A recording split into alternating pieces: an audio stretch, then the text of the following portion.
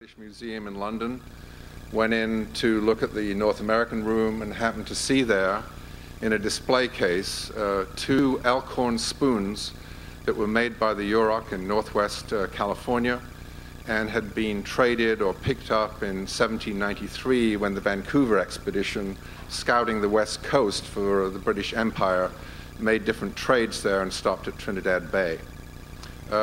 That was a surprise to me because I didn't expect to see it there. But I do know that that kind of collecting has been going on since the late 18th century. Thomas Jefferson was one of the first people to go into the region around his home and dig up a huge mound and start excavating Native American grave sites. In the 19th century, that was hugely popular with scientists, later on with archaeologists and anthropologists. And also in the 19th century, you get the craze of collecting Indian artifacts that takes off. And for those of you interested in the history of science or the origins of the species, or for those of you, probably everybody in this room, who's been to visit a museum and look at Native American artifacts, or look at or take a relative to see Native American artifacts in a museum, those museums would not exist without the fact that graves were dug up beginning in the 18th century. And the human remains were taken out of those graves, and the artifacts that were buried in the graves ended up in collections and museums literally all over the world. Probably in the course of about 200 years, you're talking about in this country some 100,000 Native American skeletons being dug up without the permission, obviously, of the tribes, and literally millions and millions of artifacts making their way into a variety of museums and collections.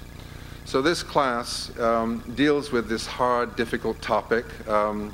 Probably the Public Relations Office of OLLI should have told me this is not particularly a great title for an OLLI class, Grave Matters. But it's a serious topic. I'm interested in serious topics, and I'm interested in conversations about serious topics, not just replacing amnesia with a single truth, but getting to look at the difficult, complicated issues around collection and science and preservation versus the rights of Native American peoples who've had literally their own descendants' human bodies taken out of the ground without their permission. So this is the topic, this is the issue. It affects us here in Berkeley. Some of you may have read recently about the big hullabaloo that's going on about the remains of the Japanese soldiers that were revealed to be in the basement of the anthropology lab on campus here at Berkeley. And there's 3-4 articles in the Chronicle and huge debates about what to do about that.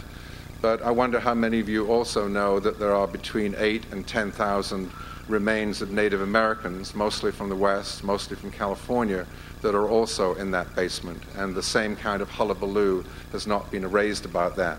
So I'm interested in the different ways in which we remember certain things and forget other things, and why it is so difficult to remember some of the hard issues of the past.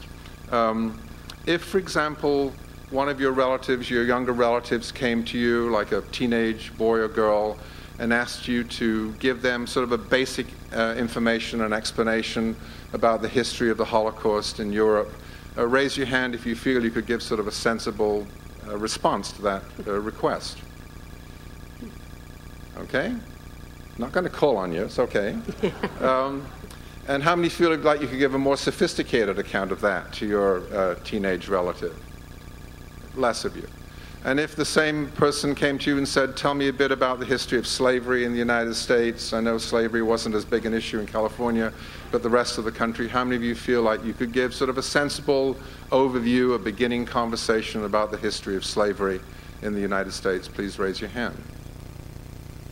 Enough of you. And if that same person came to you and said, tell me about the history of massacres, some people call them genocide, in the history and legacy of California, this very place that we live in, how that happened, why it happened, what we're supposed to do about it today. How many of you feel like you could give a sensible overview of that legacies of genocide in California? Having trouble finding any hands raised here.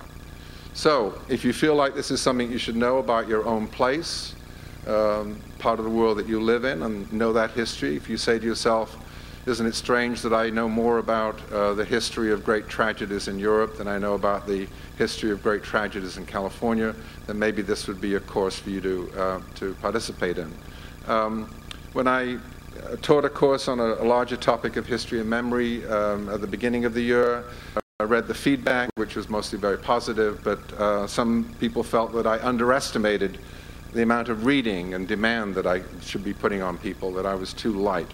So I was hoping to institute in this class pop quizzes and grading on a curve, as I used to try to do for many years to assert my power and authority in the classroom, the podium itself not being enough.